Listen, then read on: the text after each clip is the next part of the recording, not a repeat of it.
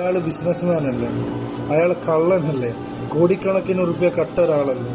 ഇന്നും ആഡംബര ജീവിതം, ആഡംബര വാഹനങ്ങളോട് വല്ലാത്ത ആക്രാന്തിയുള്ള ഒരാളല്ലേ. ഈ പ്രായത്തിലും വിദേശത്ത് കറങ്ങാൻ പോകുന്ന ആളല്ലേ.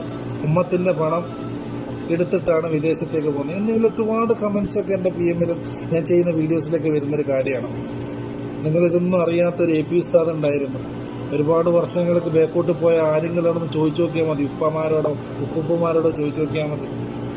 മർക്കസിലെ കുട്ടികൾക്ക് വേണ്ടിയിട്ട് പല കടകളിലും കയറി ഇറങ്ങിയിട്ടുണ്ട്, ഒരു നേരത്തെ ഭക്ഷണത്തിന് വേണ്ടിയിട്ട്. അവിടുന്ന് തുടങ്ങിയതാണ് ബഹുമാനപ്പെട്ട AP ഉസ്താദ്.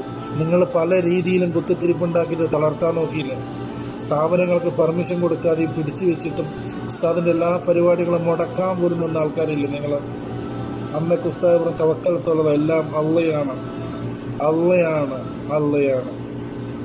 ഒരു നാൾ വിജയിക്കും. മാഷാ അല്ലാഹ്, ഇന്ന് വിജയം എന്നല്ല, ഇന്ന് ഒരുപാട് ഉയരങ്ങളിലെത്തിയിട്ടുണ്ട്.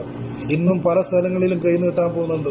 ഈ പ്രായത്തിൽ മലേഷ്യയിലും പല രാജ്യങ്ങളും പോകുന്നത് കൈനീട്ടാൻ വേണ്ടിയിട്ടാണ്. ഒരു മടിയില്ലാതെ കൈനീട്ടാൻ കൊടുക്കാൻ ആൾക്കാരുണ്ട്. കാരണം ആ കയ്യിൽ കൊടുത്തതൊന്നും പായായിട്ടില്ല. അത് ഏറ്റവും വലിയ സത്യം. സ്വന്തമായിട്ടൊരു മണിമാളിക പോലും പണിതിട്ടില്ല. അന്നത്തെ വീട് ഉസ്താദിൻ്റെ വീട് ഇന്നും പോയാൽ നിങ്ങൾക്ക് മനസ്സിലാവും ഏതാ ഉസ്താദിൻ്റെ വീട് എന്ന്. അത് അത്രയേ ഉള്ളൂ. അറിയുന്നവരറിഞ്ഞാൽ മതി.